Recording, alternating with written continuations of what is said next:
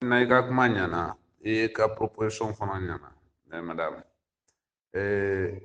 ko bɛɛ bɛ du de kan n'i ye debat suit i bɛna lajɛ ko a yɛlɛ yɛrɛ sigilen bɛ du de kan a yɛlɛ ka proposition a yɛlɛ ka vision a yɛlɛ ka moyen kuma kelen dɔrɔn de b'a kɔnɔ du denbaya la famille en tant que réalité physique quotidienne, en tant que concept aussi, qui nous sert à définir les espaces ou l'espace unique dans lequel nous évoluons tous, qui nous rattache les uns et les autres, qui nous définit aussi et qui nous répartissent toujours sur les deux dimensions qui sont présentes en chacun de nous et qui nous lient au reste de l'univers, c'est-à-dire les parents et l'enfant.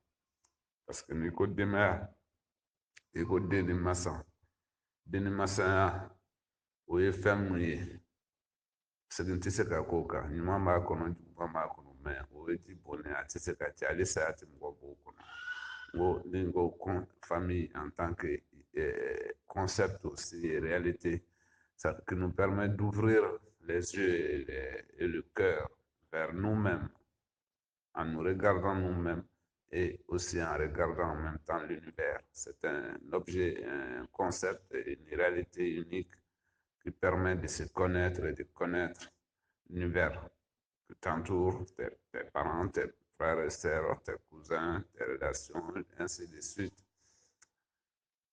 Donc, la famille est très importante pour nous en tant que, même en tant que concept intellectuel, en tant qu'élément irréductible de base, on a point focal d'eau. Contrairement à la pensée occidentale, à la pensée religieuse, qu'elles viennent de l'Orient ou de l'Occident, qui sont construites autour de l'individu.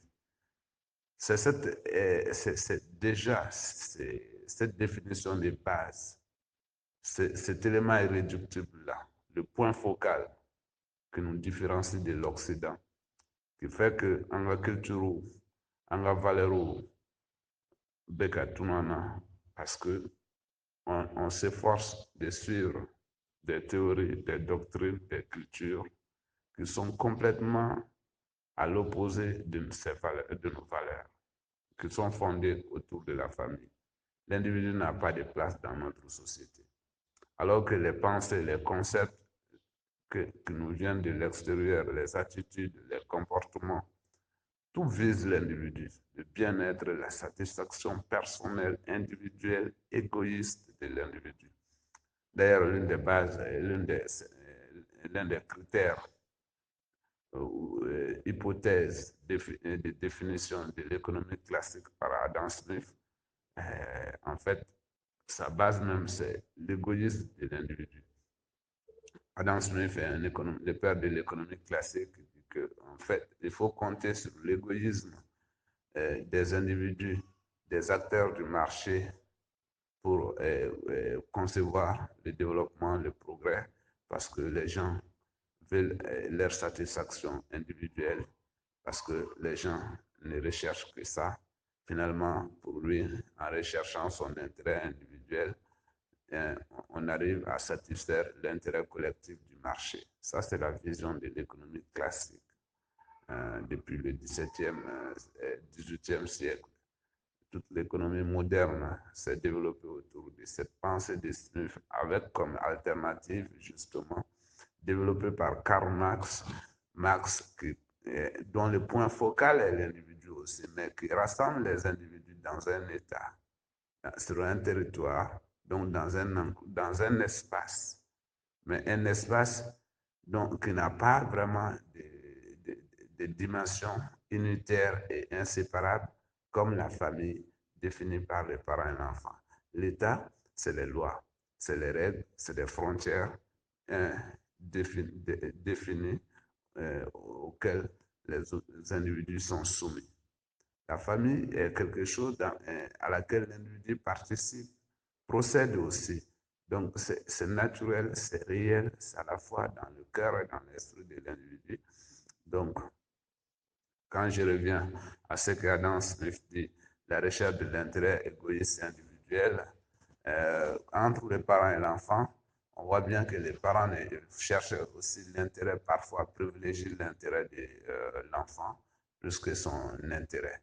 Va essayer même renoncer à ses consommations au profit de l'enfant.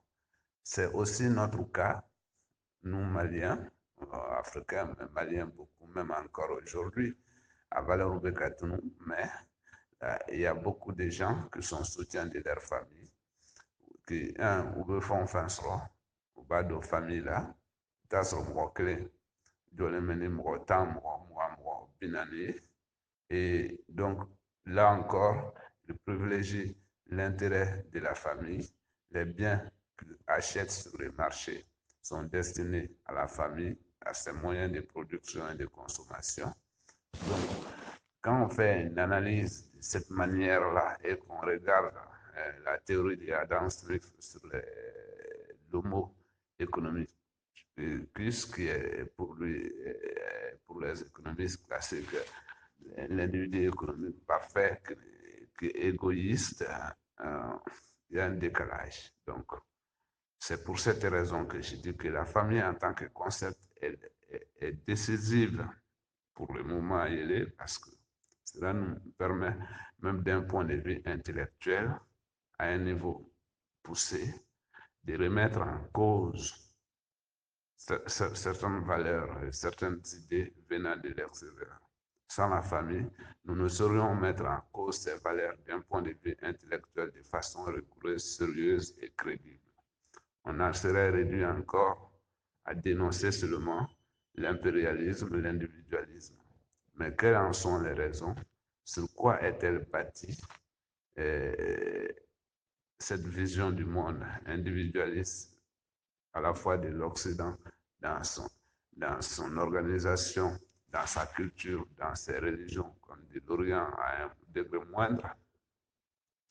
C'est là, cette vision-là, elle n'est pas la nôtre. Nous essayons de suivre les projets, les créations nées de cette vision-là. C'est ça qui fait que c'est comme si on se tapait la tête contre le mur. On dénonce, on s'en veut, mais on ne sait pas, on ne savait pas jusqu'à aujourd'hui quelle est la solution unique, le point d'attaque, l'angle d'attaque unique qui va nous permettre de faire face à l'ensemble de ces problèmes-là. Donc, on se rejoint un peu sur la clé, c'est la famille. Pour nous, c'est l'élément irréductible, c'est l'espace commun aussi.